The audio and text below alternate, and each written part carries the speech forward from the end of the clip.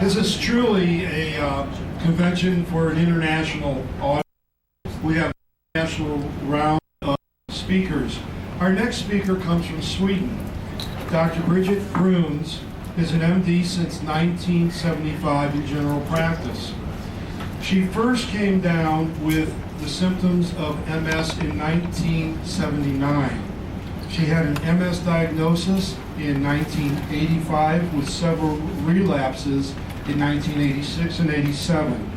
Through nutritional support, the removal of her amalgams, and much, much more, she has not, thank God, had any further relapses of MS. But this has been a passion for her since, because if it happened to her, it happens to others. This is her lifelong journey. I had the pleasure of meeting Dr. Brunes last year in Europe when John Roberts got me to come out to a convention there and to a Malaysia group. And she's been working with MS patients. She gave a tremendous speech there since 1987, looking at the imbalances of neurotransmitters and MS symptoms, running the courses for MS patients. She's a member of the board of the Malaysia Foundation in Europe. Let's give her a warm welcome. Dr. Brunes. Thank you. And thank you for inviting me to coming here. I might suffer a little jet lag, 7 hours of difference from Europe to here. And I hope that my English will be sufficient for you to understand. Okay, I am an anecdotal case, you can say, although many of my patients are anecdotal cases. So, in Norway, actually, they are looking at anecdotal cases up at Tromsø, at the university, to find out what could be something we could learn from these exceptional cases, which do better than mainstream medicine could ever expect. So something is moving. And I also can say, because I was just addressed by a Norwegian man here, that Norway is the first country in all the world, I think, to prohibit amalgam. And it was done the 1st of January this year, and the dentist did not know anything about it. Yes, really, that was a governmental decision to phase it out, not to phase it out, but to stop it, because it could cause harm to patients and to the staff in the dentist practice, also to the children of the expecting mothers working in dental practices. So why have I come up with this issue? Well, first of all, I was working as a general practitioner, and I started to get the same symptoms as my patients. I was so fatigued, I had tingles and needles and pins and tingles, and not working bowels, and then after some stress, I got my first relapse in '79, and it was quite good until '85, when I had a very big relapse and could hardly walk, problems with my eyes, problems with equilibrium, could not stand, could not, actually nothing functioned in my body. So luckily we live on a farm and have animals, and we have had sheep and horses, and our sheep got ill. Actually, we were not good farmers. We came from Stockholm, but we wanted to live in the countryside. So veterinary surgeons, they know much more about health than mainstream doctors. So they know that animals, to keep healthy and to reproduce, they got to have good nutrition. And we were not so observant of this, so some of our female sheep, they got ill with muscle degeneration, and the vet came and said they lack selenium. They got to have selenium. So he injected selenium, and these two sheep, they got well. And after that, we always gave selenium and vitamin E to the horses and to the sheep. And it is so, I think, that Sweden has been very much attacked by amalgam and mercury issues because we are very low in selenium in the earth, and our dental practice was very well equipped during the 30s, 40s and 50s, and gave pregnant women all amalgam fillings for free during pregnancy. So many women, they waited until they became pregnant, and then they filled their mouths with mercury. And in this selenium deficient country, many people got ill. So there has been a patient organization which really has pointed to much research. And I think that Mats Hansen is the promoter, and he's very well known also here in the US. Okay, I go to multiple sclerosis. And according to my experience, it's not one illness, it's a syndrome rather, which gives symptoms from the central nervous system. And each patient can have his or her individual profile of risk factors. So there must be several at least to provoke this disease. If I go to myself, I can see that genetics was a big issue for me because I have a cousin whom I have followed from the first symptoms until the grave when she died from multiple sclerosis. And of course this was a great commitment for me not to go her way. And that gave extra power to searching to find something which could get me better and better over time. So genetics is one issue, and they have now found polymorphism in some genes, which could be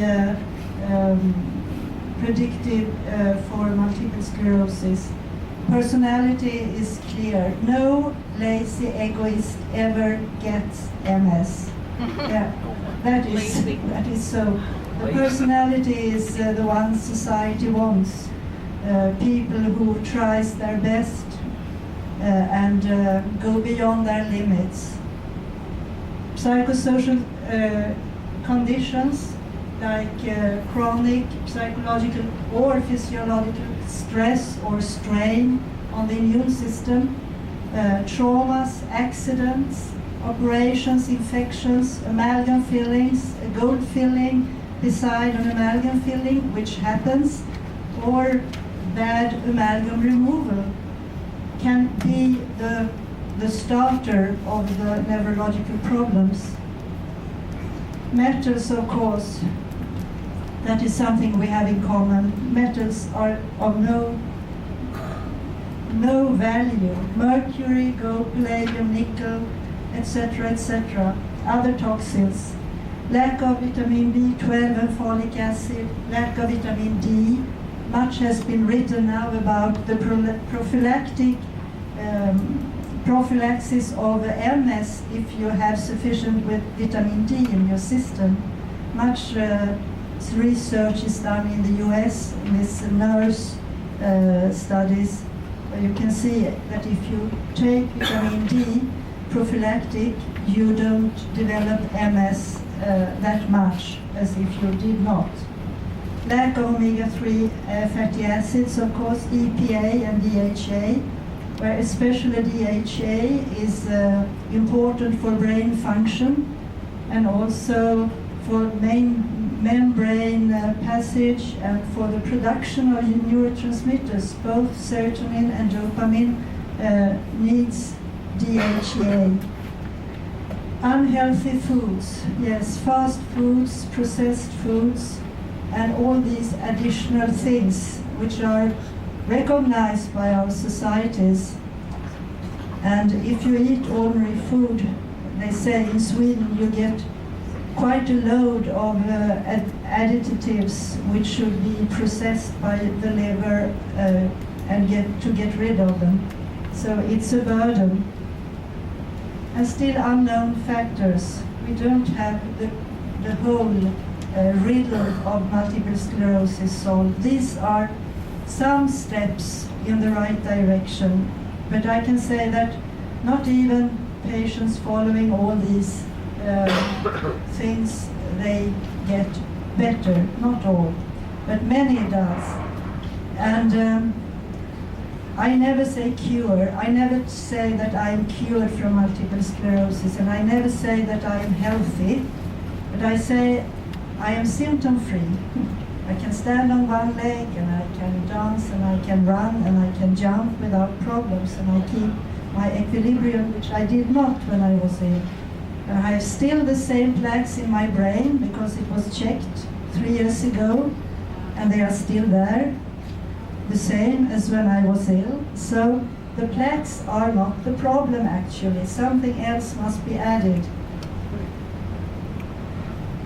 So this is usually a normal development of the illness. You have an unacceptable life situation with overwork, physiological or psychological stress or strain. And the first symptoms are usually this fatigue. You are so tired that you want to sleep everywhere or rest. And this prodromal period can take from periods to years. For me, it took about 9 years before I got ill. I slept everywhere. I could not stand. If I stood, yes, I was awake, but if I sat down, I fell asleep. My husband, he had to sit opposite me and kick me on my legs during dinner, so I didn't go to sleep. So it was really a terrible period of my life. 10 years just in a haze. But afterwards, I say that all what I gathered during these years is worthwhile the journey 100 times. So usually it goes like this: an unacceptable life period, and then something extra which provokes the first debut of the illness. And if you go on, as many neurologists say, they say live as usual. And for me that was a hit in the face, because how could you live as usual when you were so tired that you could hardly keep up your eyelids? So if you obey many of the advice from mainstream medicine about going on like before, the one relapse usually comes after the other, and the level of physical and mental fitness decreases continuously. And in mainstream medicine, the neurologists, they classify the MS according to the course of the disease. So this is a relapsing, remitting course, and after 10 to 15 years, 60 to 70% ends up with a secondary progressive illness, which means they just deteriorate year by year.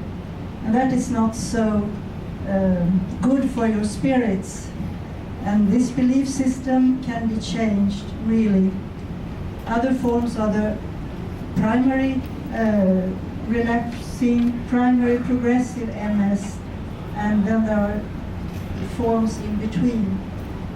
But neurologists, they just classify according to the course of the disease and not from the type of MS, which I will tell you about later, because some symptoms are depending on specific neurotransmitter imbalances which afflict the different organs, so they work better or worse. So this whole approach is an integrative approach on MS from the point of psyche, nervous system, immune system, and toxicology. And looking at the feelings, we have, doesn't work any longer.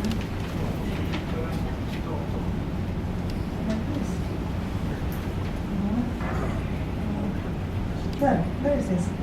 Feelings, we have two types. We have existential feelings which are good for our survival, fight or flight. Can be fear, for example, happiness and joy, love, very important existential feelings. And then the non-existential, which are learned by society, school, parents, etc., which are of no good value to the system. Then we have the neurotransmitters, the cytokines in the immune system, and the metals. So we are addressing feelings, neurotransmitters, cytokines, and metals. And they make a whole network. They talk to each other. So feelings talk to immune system and tell what the cytokines should do, and the cytokines talk to the neurotransmitters and tell them what to do, and everything is in a way modulated or affected by the heavy metals, which influence the cytokines, the neurotransmitters, and can even make a person depressed from toxicity. These are the existential feelings. They have a biological function. They give energy, as I told you, anger, fight or flight, pain, fear, joy, love, safety, coping, and hope.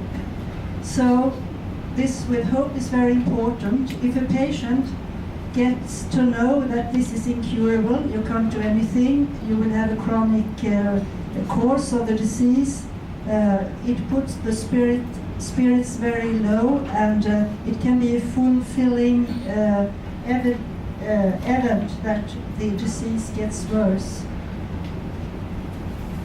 These are the non-existential feelings.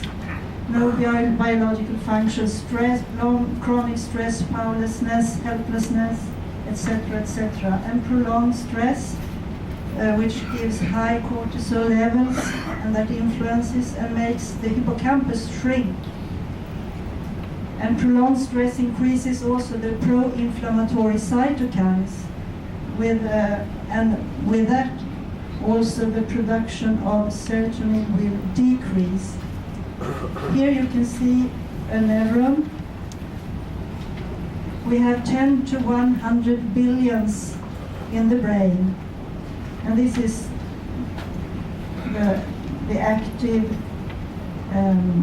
nerve cell with the nucleus, the cell body, and the dendrites receiving message. This is the axon, and here is the next nerve cell with its dendrites receiving message from, and you can say the message is sent in the axon as electricity, and to come to the next and transmit an impulse, it must jump over the synaptic cleft, but it cannot jump, so it is transmitted by neurotransmitters.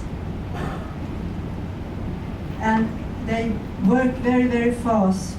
I mean, if I decide to just move my left foot like this, I have started a message up in the right hemisphere, and it is transmitted through my spinal cord until the muscles in my feet to make them move. And it goes very, very fast. I mean, it's not even milliseconds. And this complicated mechanism works.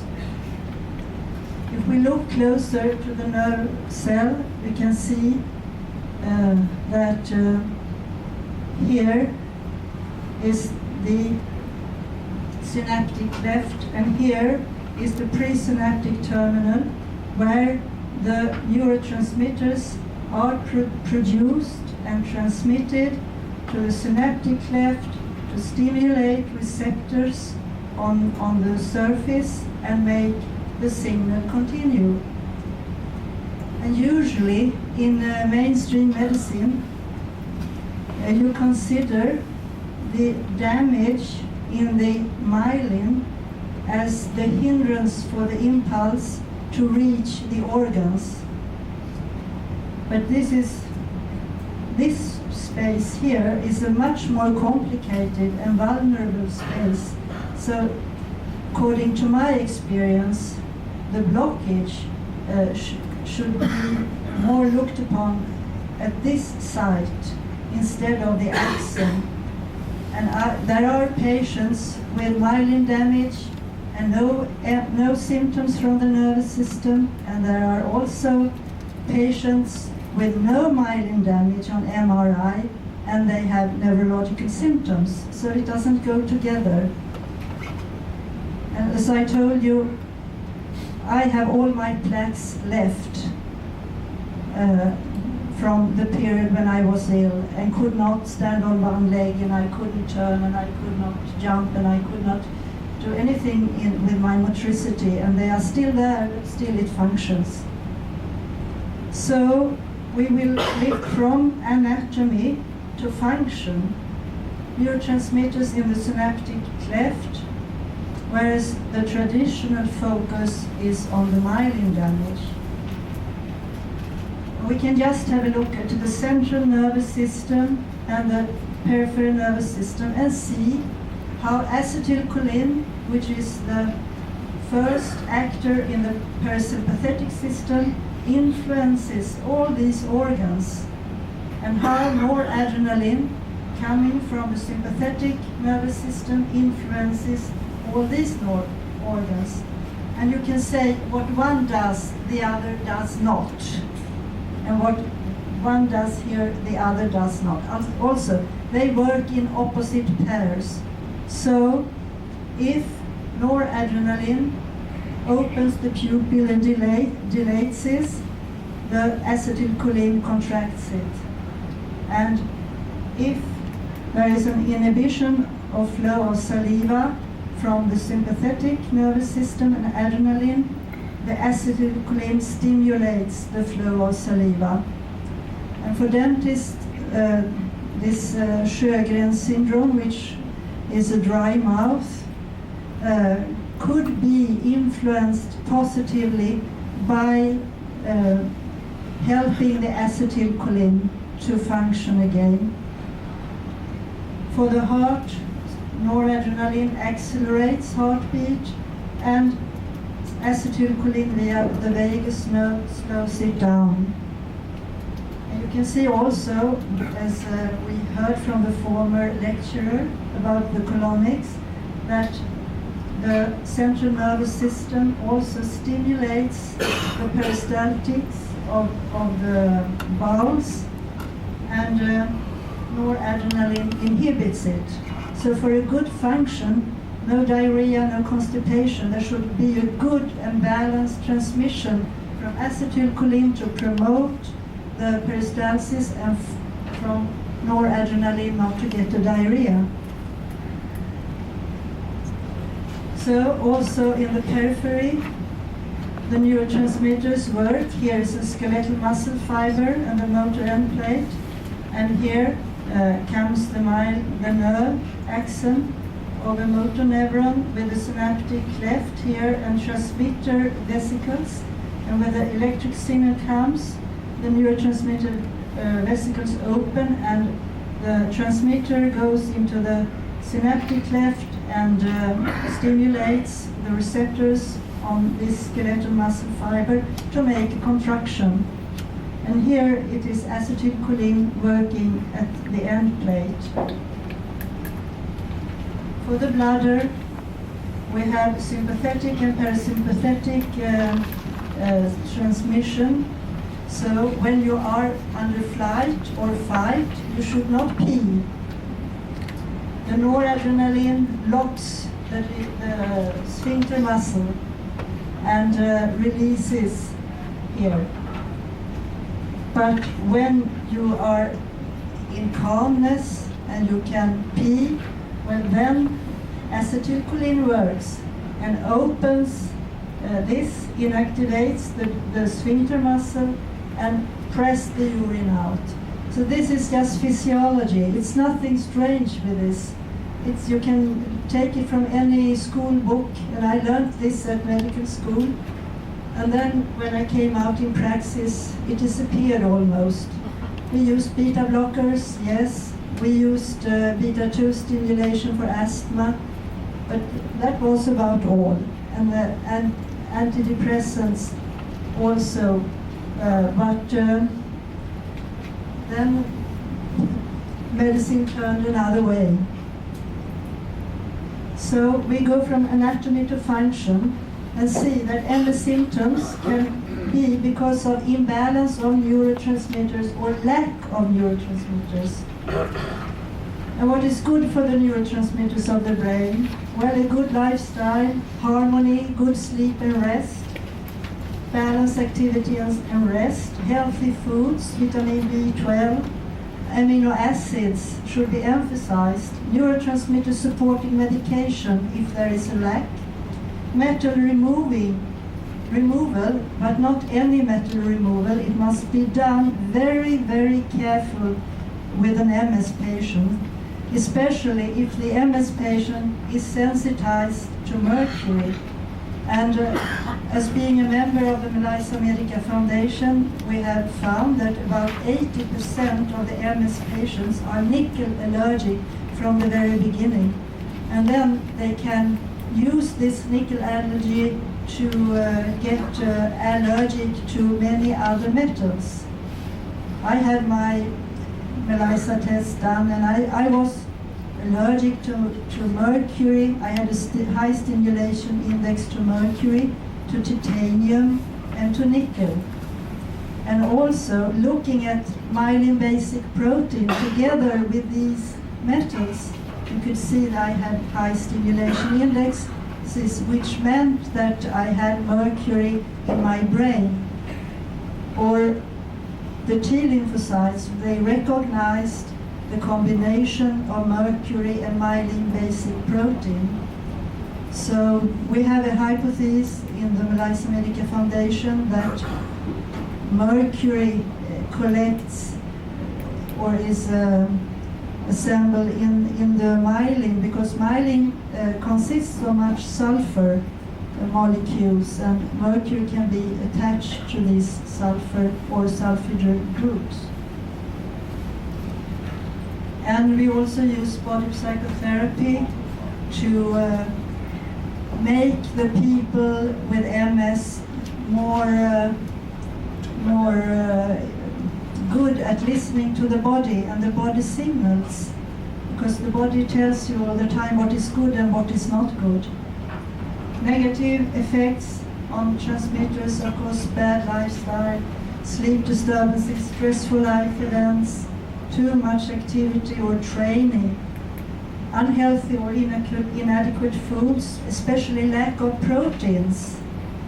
Proteins are extremely important for making enzymes, making hormones, making neurotransmitters, as you will see. Metal implants. If you have an MS diagnosis, you should have no metal implants whatsoever, nowhere. And you can see, perhaps I don't use any jewelry, I have not a clock, watch on my hand, because I don't want to provoke my nickel allergy. Still, you cannot get rid of it because it's in the food. So you have nickel-containing food, and that can run several diseases. Fibromyalgia, there is a scientific article about nickel-free diet and what happens in fibromyalgia. They are getting better, less pain when they don't eat the nickel-containing foods.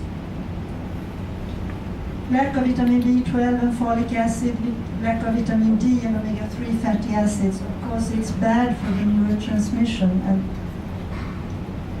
And how, from where do they come, the neurotransmitters?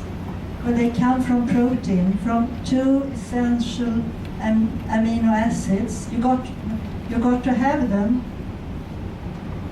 You got to have them to remain healthy.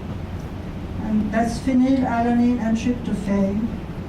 And they are the mother substances for the serotonin and the dopamine and the noradrenaline, which are active transmitters. And a more fatty-like compound, choline and acetylcoenzyme A, are the precursors for the acetylcholine. And here, each step is catalyzed by an enzyme. So to make dopamine, you got to have all this line free with functioning enzymes. And here comes one thing which I think is one root cause of imbalanced neurotransmission, and that is that the rate-limiting enzymes, the step from tyrosine to L-dopa, or from 5-HTP to serotonin, and for the choline to the acetylcholine, is a SH enzyme, where the prosthetic group where things happen is around this SH group. And we know that mercury loves SH groups and attaches to them, and this can immobilize the enzymes. So you come out with too low production of neurotransmitters, which then will inflict on the organs. So you can get an imbalanced transmission out in the body.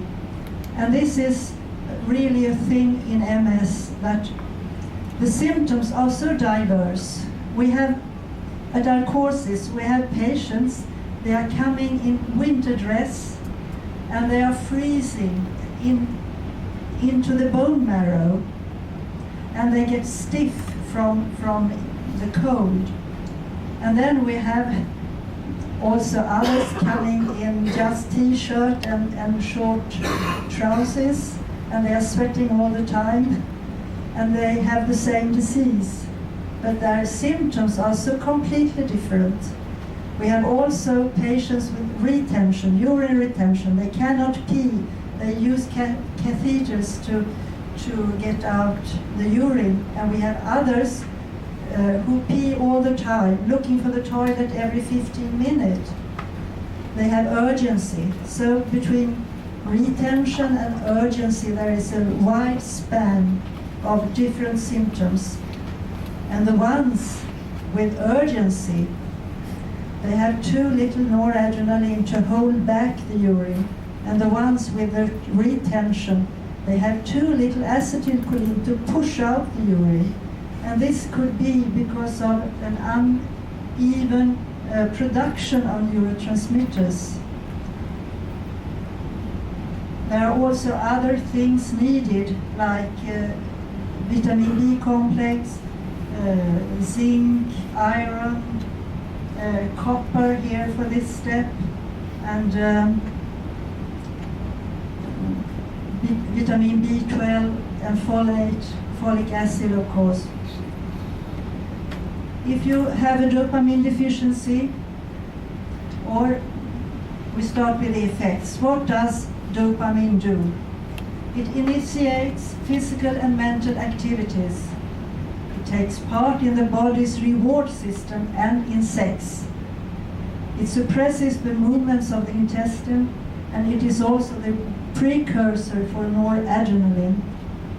But if you do not have enough, what do you come up with? Parkinson's disease, a disturbed muscle function, restless leg syndrome. The noradrenaline promotes strength, alertness, psychological well-being.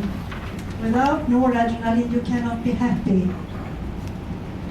As we saw from the previous sympathetic and parasympathetic overview of the organs, you can see it increases the heart rate, it widens the pupil, you can read in the textbook where. But what is interesting to know is also that noradrenaline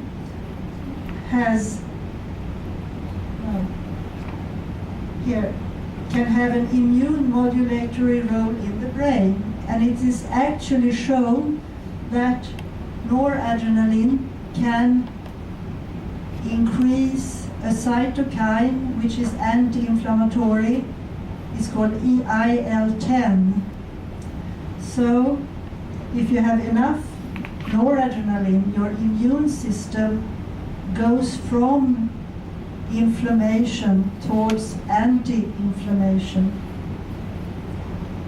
And if you have a noradrenaline deficiency, what can happen? Yes, you can be fatigued with depression, small pupils, the heart cannot keep up its rhythm, you have sensitivity disturbances, urgency and diarrhea. And if you look what beta blockers can do, and you can read the side effects, all these things are mentioned. So if you block the noradrenaline to a person who already are a bit low in noradrenaline, you can create deficiencies which turn up like symptoms, and also like symptoms in MS. Acetylcholine effects, it promotes production of saliva, as we saw, ability to swallow. Also, it diminishes the size of the pupil. And many of our MS patients from Norway, they come with a deficiency. They have widened pupils and sunglasses, and they are very cold, and they use catheters, and we don't know why, but it's really so that Norway is a land of deficiency of acetylcholine in MS patients. Sweden is a country of deficiency of noradrenaline. We are lacking the power. We always want consensus on everything. But and the Danes, because we have many Danish participants at our courses, they are lacking serotonin. They are efficient, but they are deep down, they are unhappy, and they keep up a smile. So why it differs, so we don't know. But acetylcholine is actually our favorite transmitter because it's so poorly understood. And there is hardly any promotion for acetylcholine. I remember when I was on duty in an old patient's home, they were bedridden, and they had almost every patient was dement. They had catheter, they had no saliva, and they had problems to swallow. So they were very, very acetylcholine deficient. They had the whole syndrome of acetylcholine deficiency. And nowadays, with Aricept or Donazepam, mainstream doctors try to influence the acetylcholine because it is very important for cognition. Serotonin, or 5-hydroxytryptamine, is the feeling good substance. It counteracts aggressive behavior, depression and anxiety, and it counteracts also physical and psychological pain, promotes good health, promotes good sleep, and is a precursor of melatonin. So if you don't have serotonin, you cannot produce melatonin. And if you don't have enough, you're deficient. You can have depression, anxiety, pain, sensitivity disturbances, sleeping disorders, and premenstrual distress. And it's noticed by my female patients that in the premenstrual period, the MS symptoms can get worse, especially those which are influenced by serotonin, because it is known that serotonin is downregulated in the brain premenstrual. And that's from evolution, and I don't know what kind of significance it has, but it should have some significance for humanity. So we go on to others. Any scientific publications for what I say? You see, I am just a general practitioner, just an ordinary physician, and not a neurologist. And I wrote a book. It was 10 years ago, and when it came, the neurologists, they attacked me very hard and said that everything I said was fake. And They didn't want to listen. But now they are more and more silent as time goes by, because in the 20th century, much research has come up which shows that chronic stress influences the immune system and the neurotransmitter system and creates inflammation and an increase in TNF-alpha and EL6, which are pro-inflammatory cytokines and which you should not have in excess. So there are quite a lot of scientific publications, support for deficiency of noradrenaline and serotonin in MS, support for deficiency of B12 and folic acid, support for autonomic dysfunctions, and these dysfunctions are of course related to neurotransmitter dysfunctions, because neurotransmitters, they work both in the sympathetic and parasympathetic, autonomic and will-governed system. So they are involved in the autonomic dysfunctions which have been shown in MS. Deficiency in acetylcholine, yes, cognitive dysfunction in MS has been shown. It turned up 5 or 6 years ago only that it could be the worst symptom in MS. It was after fatigue, cognitive dysfunction could be the most handicapped symptom in MS, not sitting in a wheelchair.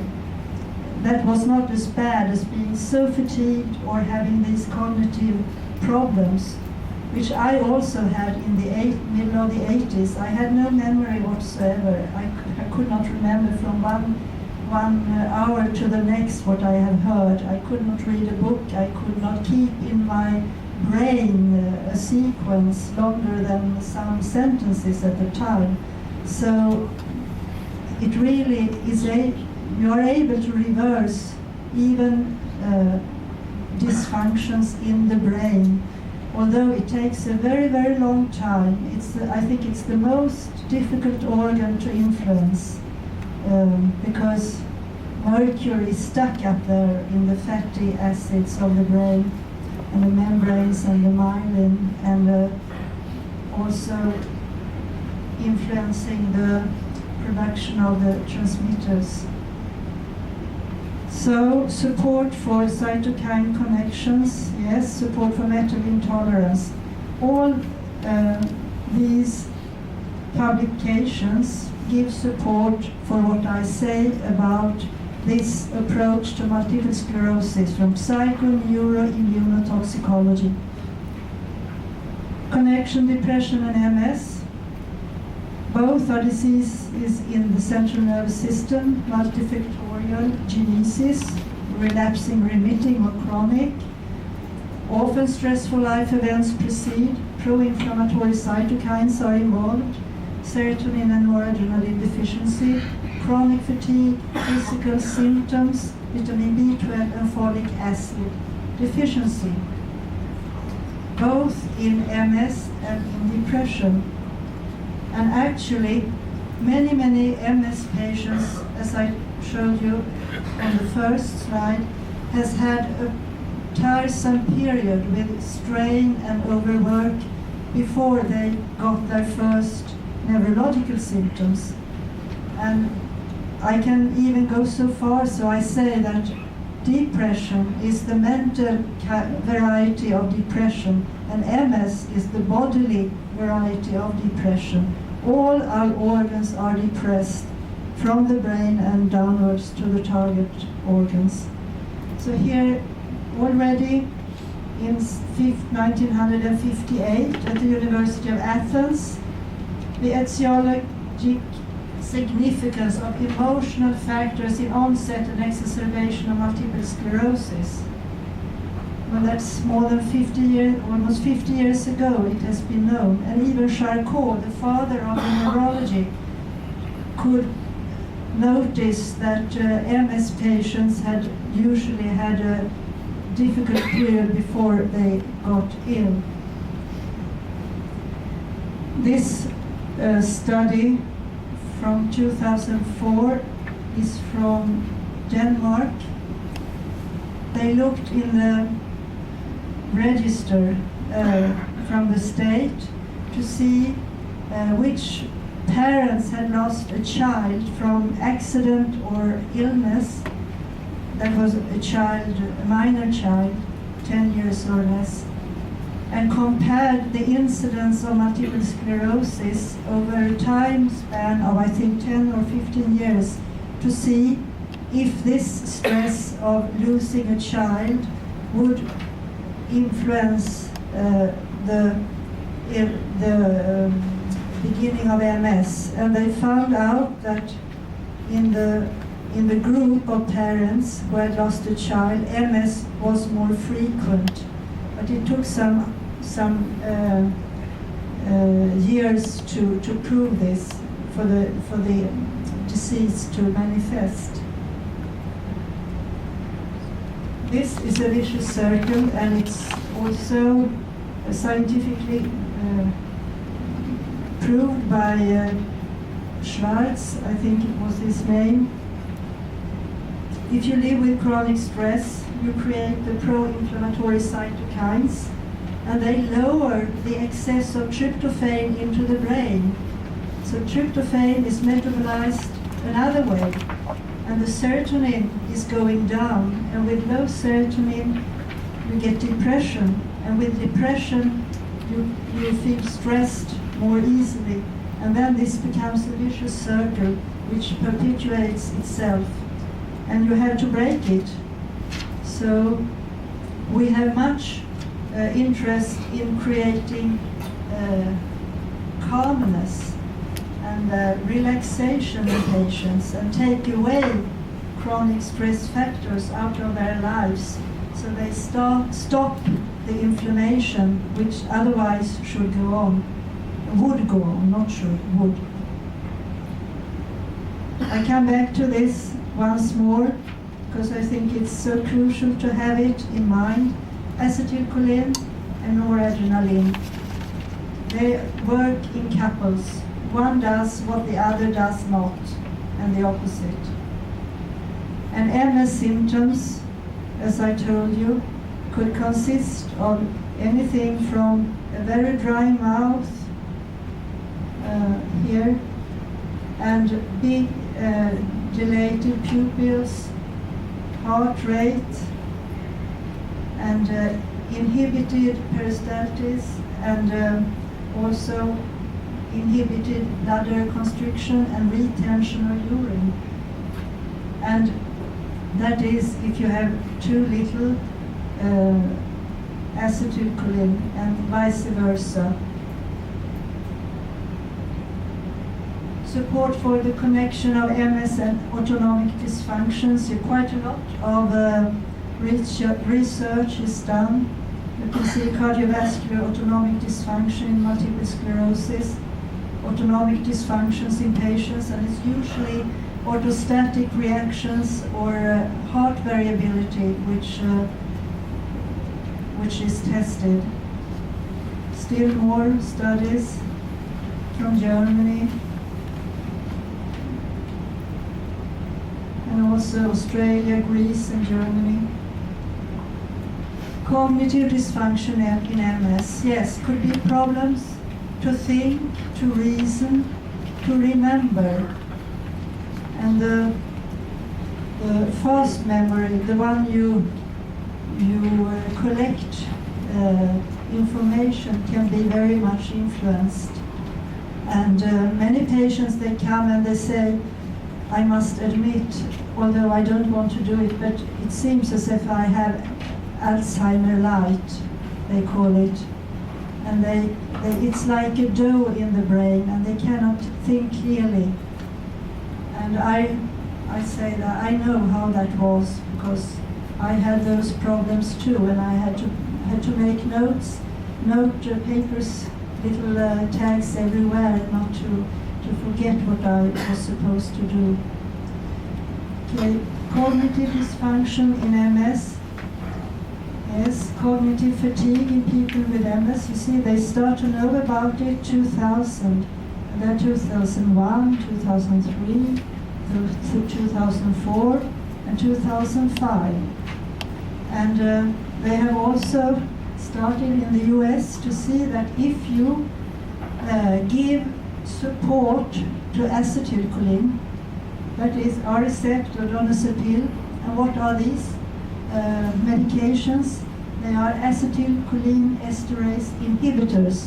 That means that acetylcholine is not as fast as usual degraded or released out of the system. So you keep your produced acetylcholine for a longer period in the synaptic cleft so it can give a stronger message.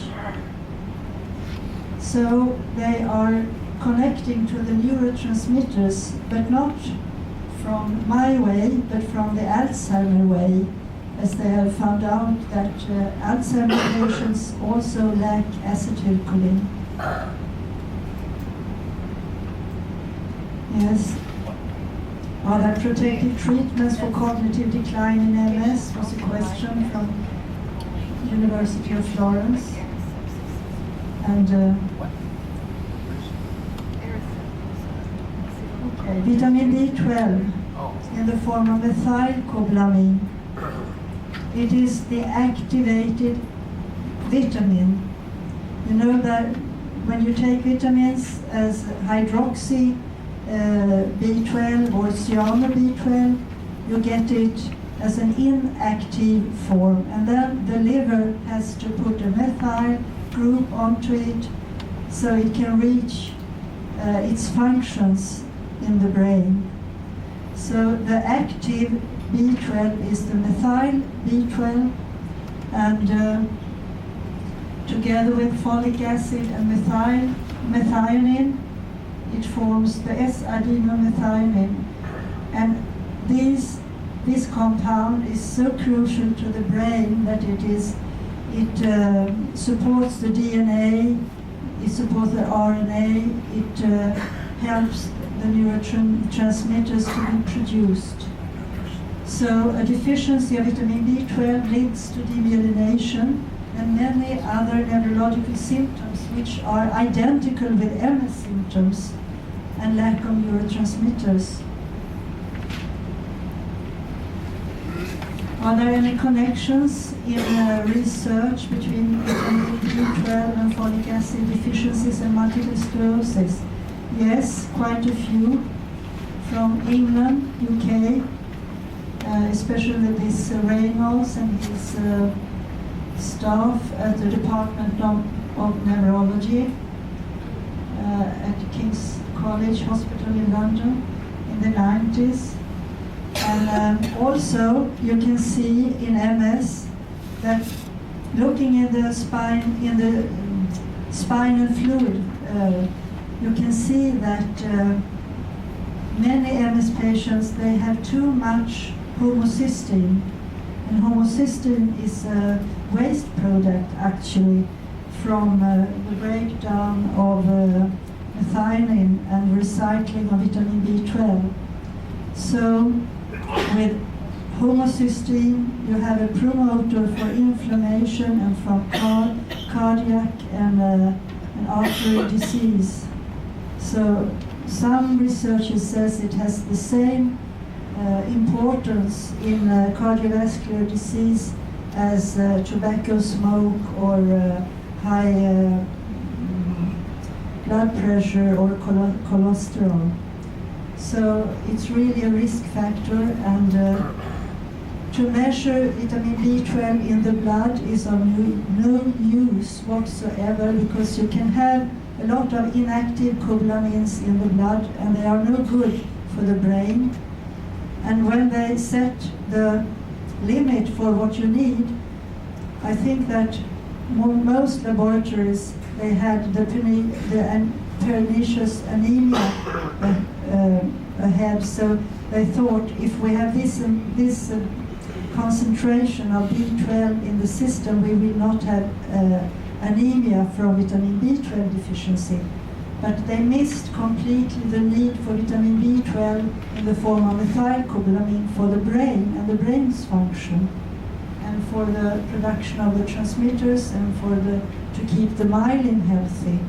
So we give all our MS patients without really addressing the question whether they have a deficiency in the blood or not. They get shots with methylcobalamin, and they profit very much from that.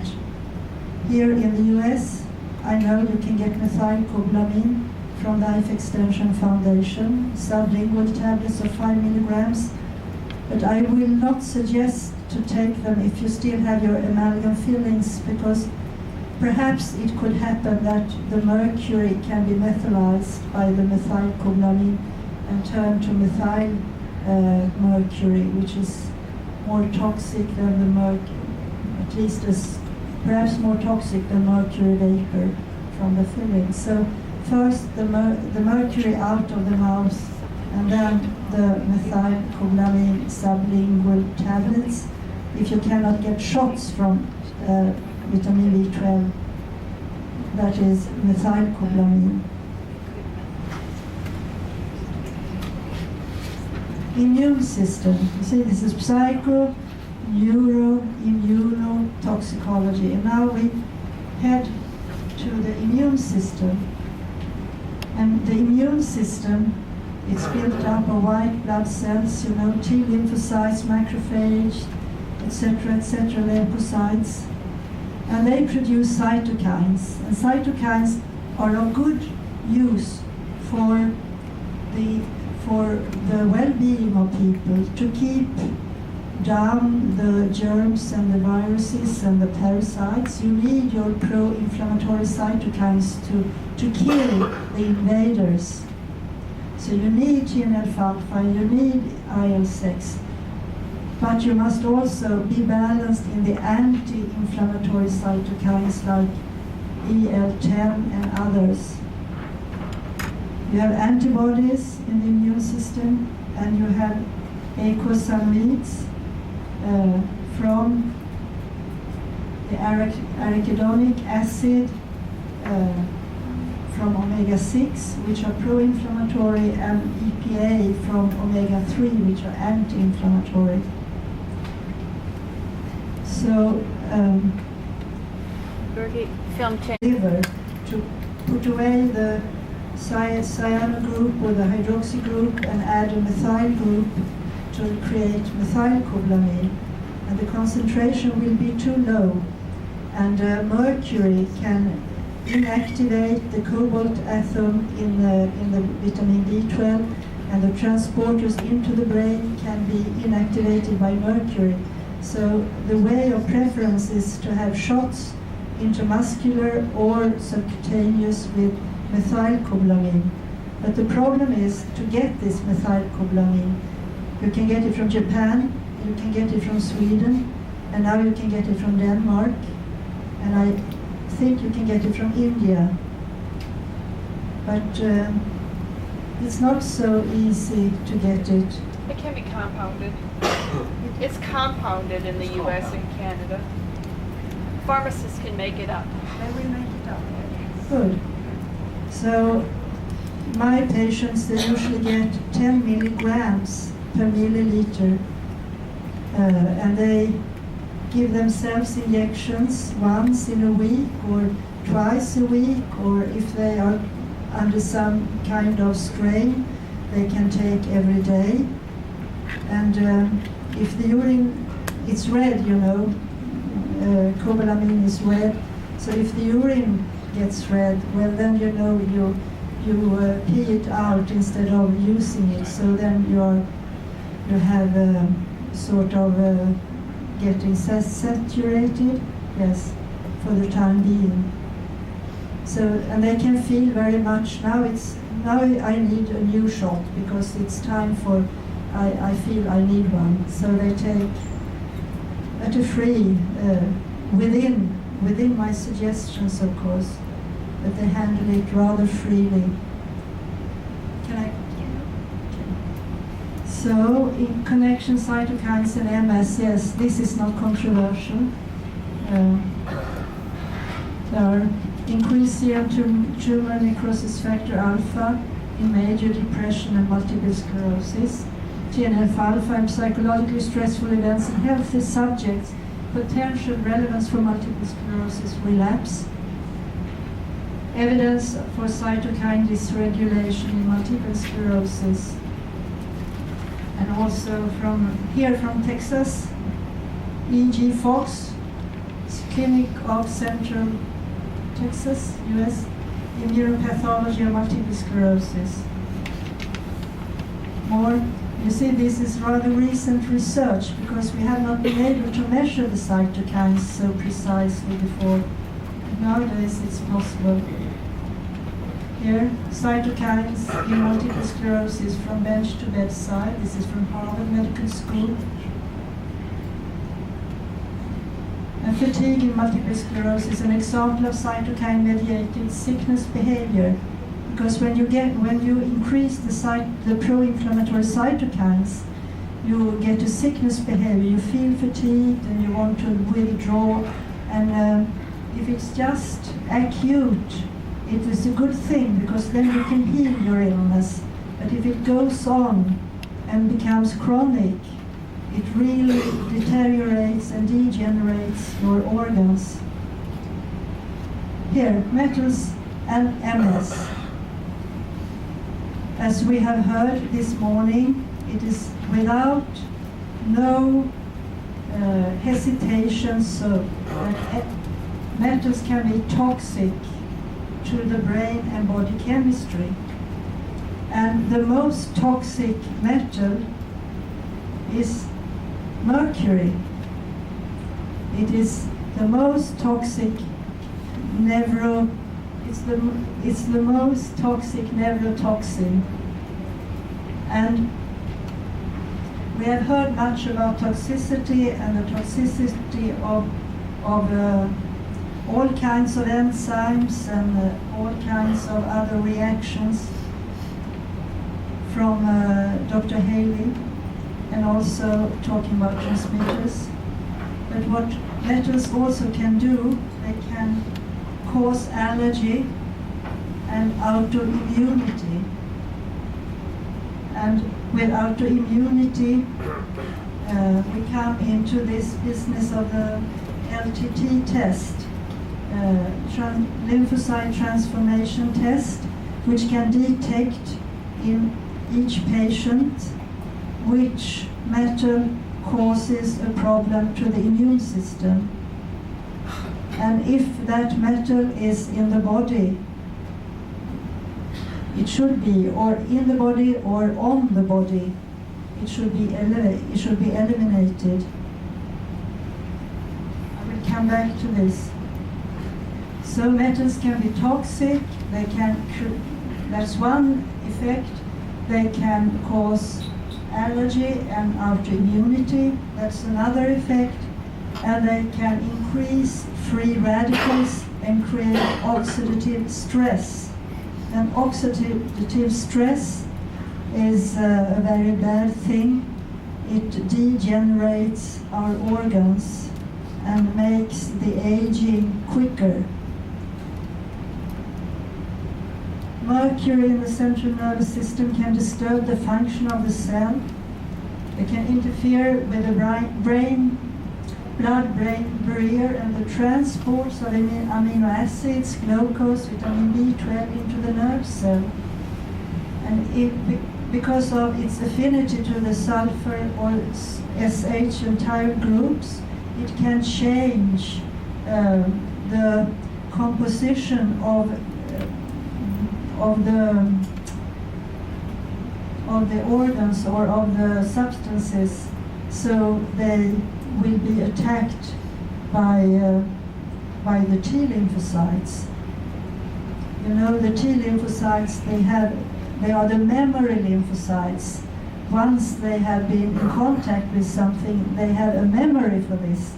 So the next time when they have the same contact, a whole chain of reactions will start. That's the function of our vaccines. the vaccine, for example, for pertussis, the whooping cough, or any other disease, and the immune system comes in contact with these antigens, and they remember that the next time they will get in contact, that this I know from before, and they start antibody production to defend the patient. So the T lymphocytes are the ones with memory. But we are not used to process so many metals. In mankind history, the two last 100 centuries are somewhat special since industrialization started, and we are digging up metals from the earth and using it everywhere. And our immune system cannot handle inorganic material. The macrophage can digest organic material like viruses and bacteria and parasites, but it cannot digest mercury. So it will accumulate mercury until it's so full that it breaks down, and it spreads the metals wherever it happens to break down. So this is an ongoing story. It must get out of the body. Okay? So you see, it disturbs on so many levels. So not only the function, but also the structure. So finally, the cells will die. And Dr. Boyd Haley has a wonderful little video showing what happens to a nerve cell exposed to mercury. It just, it shrinks, and then it dies. So, connection, mercury symptoms and MS symptoms. Yes, on the physical level, many symptoms. Vertigo, that is dizziness, fatigue, trembling, cramps, decreased muscle power, paralysis, sensitivity disturbances like needles and pins and paresthesia, neuralgia, blurred vision, sensitivity to light and double vision, unusually warm or unusually cold, bowel problems, problems to swallow, too much or too little saliva, and problems with articulations. And on the psychological levels, there are symptoms too, and on the cognitive level, problems with concentration, problems with memory, and low mental activity. So you see, mercury comes in on all levels of MS symptomatology. The physical, the mental, and also the cognitive, the intellectual. Are there anything in science connecting MS and mercury? Toxicology of Metals, a big book edited by Louis Shine. Chapter 37 talks about effects of toxic metals on neurotransmitters. It says that everything in the presynaptic terminal, in the synaptic cleft, and in the postsynaptic neuron can be disturbed by toxic metals. So the production and the release of neurotransmitters to the organs can be disturbed. Here this Sibler, I think he's from Rocky Mountain Research Institute. He has two studies, 92 and 94, where he looked at the health of MS patients without silver mercury fillings and with those fillings removed, and found out that those with fillings removed were more healthy than those having their fillings still in the mouth. No wonder. A German study also showed on a group level that you can use mercury in the blood, but only on a group level. And this group with MS had more mercury in the blood than the healthy controls. But on a single patient, you can never tell from blood or stool or hair or anything if a person is intoxicated or allergic to mercury, because it doesn't show up in the blood or in the stool. It comes out in the stools, but mercury is collected in the tissues and in the brain. So here by Professor Esteiska and her daughter Jenny, she's an MD now, the role of metals in autoimmunity and the link to neuroendocrinology. You can go to the MELISA website and you can find many research articles connecting metals, not only mercury, but nickel and arsenic and palladium, to illnesses. www.melisa.org. MELISA.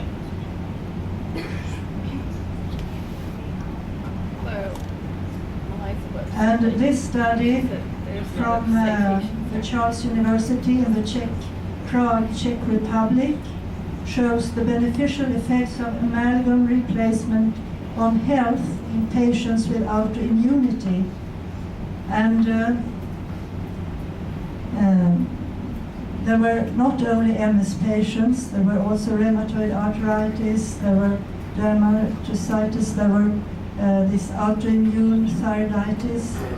And these patients, they were examined by their specialists, and then they were sent to remove amalgam fillings according to their specific protocol with very, very good precautions and preparations before, with antioxidants and minerals and amino acids, etc. And 6 months after the removal, the patients came back to their specialists and they were once more looked at, and they could objectively, by the specialists, show that they were getting better, and also their blood was better. And you can read this, you can get it out from the Melisa Medica website. This amalgam studies disregarding basic principles of mercury toxicity. This is from Joachim Mutter at the Freiburg University in Germany.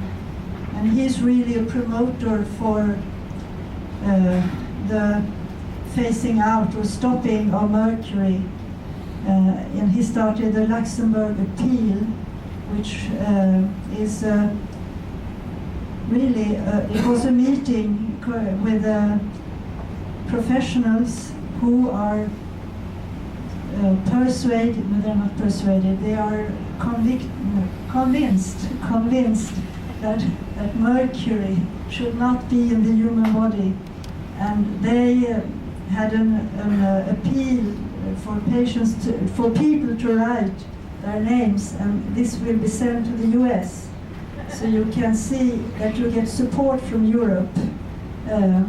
But just recently we got another bad news from the EU, that they still regard mercury as the first dental material, and that it should be considered safe, but there are some sensitive patients who should not have it. Right. Yes, it's incredible that it's still going on a battle, to one step forth, half step back. But Norway, as I started with, is the first country who have banned amalgam fillings from the 1st of January this year. And we think that Sweden will follow, and Denmark also. But this initiative from Norway is really fantastic, that they were so straight, and the poor dentist did not even know about it. They were taken on the bed. What now? Treatment of multiple sclerosis. Well, first of all, a very complex questionnaire where you look upon how is the body ruled by the sympathetic nervous system, how is the bowel function, how is the bladder function, how is the pupil, how is the temperature, how is anything you can think of which is governed by the central nervous system. It's a very complex questionnaire which we have, including metal exposure, amalgams, gold fillings, root canals, implants of all kinds. Titanium is not as harmless as first thought. Jewelry can be, just look at any kind of jewelry and see what it consists of. Gold is not only gold, it could contain palladium, platina, and each metal can provoke immunological sensitivity reactions. Cosmetics. Most cosmetics contain titanium dioxide, E171, and to be precautious, you should always look at the declaration and see what's inside. And if there is sodium lauryl phosphate inside, well, then you know that you destroy your membranes, so you get more easily allergic. And many toothpastes contain sodium lauryl phosphate. Also children's toothpaste, and I have heard research people say that they usually taste good, children's toothpaste, to promote good brushing, and children can swallow these toothpastes, and with the sodium lauryl phosphate it can destroy the membranes in the gut and promote leakage into the bloodstream from in that way it can increase the allergy in children. So occupational exposure, also welding, for example, cigarettes, there are different kinds of metals in cigarettes. It's good to take a ELISA test, a lymphocyte transformation test, to see if the patient is immunized against any metal inside or outside the body. And then elimination of exposure, if possible. Yes, if there is a titanium implant in the hip and the patient is titanium allergic, it's not so easy to take out or eliminate the exposure. But if it is possible, you should do it. It's not unusual that patients come up with broken legs. In MS, you just need a small trauma to cause fractures. Could be of, and there is a correlation between osteoporosis and multiple sclerosis. And the connection could be vitamin D deficiency and calcium deficiency. And I have patients and they have had all kinds of screws or other things to fix the fracture, and then they get a relapse because they are allergic to the alloy which has been put into to hold the fracture together. And also we have had patients who got MS after they had had a fracture and got screws of metal alloy. Sometimes they contain nickel even. So it's really, you must be very careful going through everything the patient has been through to detect exposure. And then you have to meet the negative effects of metal exposure by antioxidants, vitamins, minerals, amino acids, support of neurotransmitters, noradrenaline, dopamine, serotonin, and acetylcholine. And that is what I do in my private praxis. because it seems that with MS, some transmitters are so much out of order that they cannot come back to balance by themselves. You know, for other mechanisms in the body, there is self-regulating systems, for example, to keep temperature in a specific area or keep the pH within a specific area by the kidneys or by the lungs. They can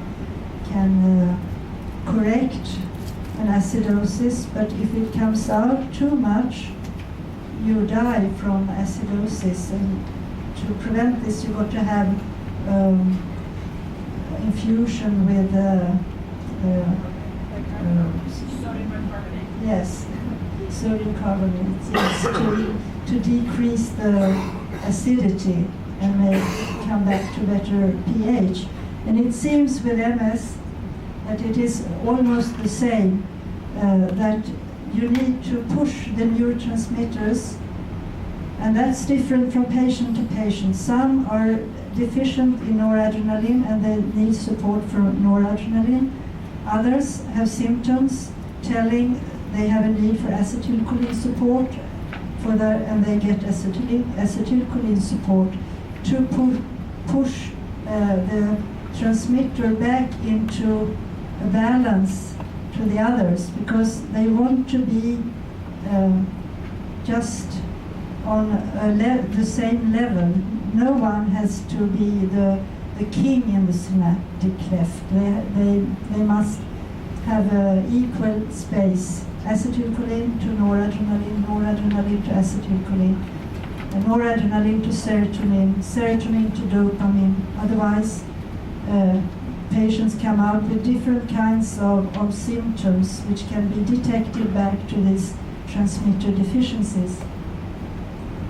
Of course, removal of amalgams, implants, C vitamin infusions, and cortisone. I always prescribe cortisone to keep down the immune system so it doesn't react when the patient is exposed to more mercury in the removal procedure. Even if you have very high precautions, small amounts of mercury can come into circulation and patients can react.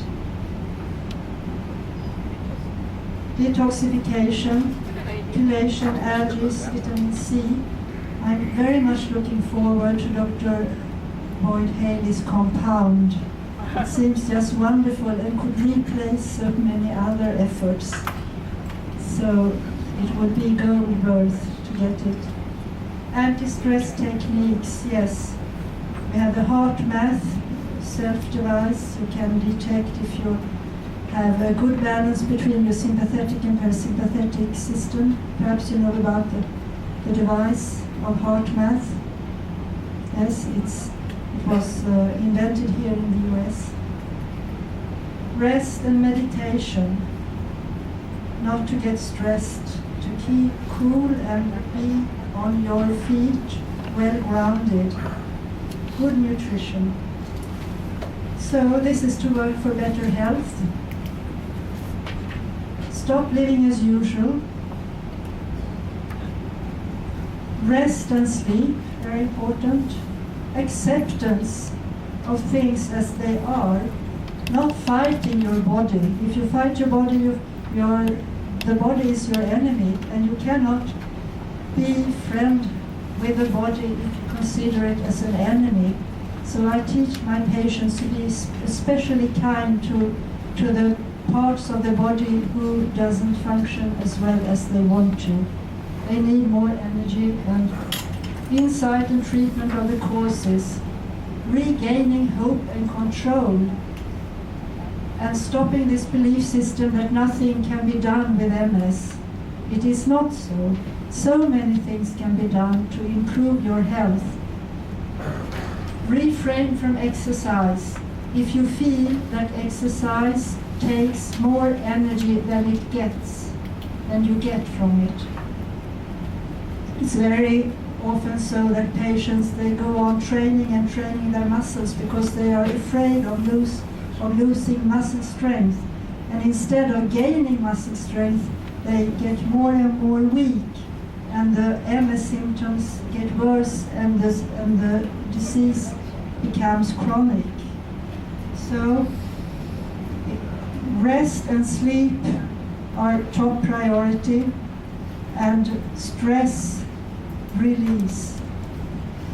Vitamins, amino acids, preventive medicine, including good nutrition, metal removal, and it's very, very important to find a dentist who knows to be careful enough not to provoke extra load onto the patient. And I have had, unfortunately, many patients, they come, they say, I have been a little tired for a time, and then I thought I would take my amalgam fillings out, and my ordinary dentist said, oh, I can do that, no problem. And he drills, or she drills and drills, and the patients ends up with multiple sclerosis. So they must be prepared from the start with antioxidants, minerals. ELISA test is good to know if it is a very sensitive patient. Cortisone to keep down the immune system while you are removing your fillings, and for a period of about 7 or 10 days afterwards in decreasing dosages. And of course a good bowel function with probiotics and with everything to promote good peristaltis and good bowel function, and to take away also the Candida albicans, which is a big problem with MS, and mercury. Mercury and Candida albicans, they like each other, it seems. So when it's mercury, the Candida can profit from the acidity and from the environment. So diets restricted of sugar and white flour, etc., is of course of very big importance. So that was it. Dr. Brunes, thank you very much. We have time for one question. Go ahead, Andy. One question and just a comment. One is, did you consider the weather differences, sunlight differences I can't hear. Sorry, I'll turn off. Did you consider the weather or sunlight differences in the patients from Norway, Sweden, and Denmark in their symptoms? Number one, that was a question. You see, up in the north, in Denmark, Norway, and Sweden, they are all deficient in vitamin D. Right, but they have different levels of sunlight, is that not correct? Yes. Up in the north, it's even worse. Right. Yes. But you said that they had different symptoms of the MS in Yes. terms of their relationship to cold. Yes, And that I was just in wondering all. if that- No, I haven't seen it from Amsterdam in Norway. No, we have patients from the very north to the very south, and all can have acetylcholine deficiency. So I haven't seen it in relationship to latitude or vitamin D. Okay, I may have misunderstood. The other thing, the comment is, 25, 30 years ago, I began to notice that the MS patients they had a problem with mercury, but they also had a problem more often than not with silver. And silver in Chinese medicine slows down the nervous system. And they also, some of them have more of a problem with gold, and that speeds up the nervous system, eventually slows it down. So that in combination with mercury will react to the nervous system and shut it down totally. The third point We was. can't, I'm sorry, I don't want to interrupt, but we can't hear you up here, and we will have a speaker time to get questions later. Probably at the end of everything.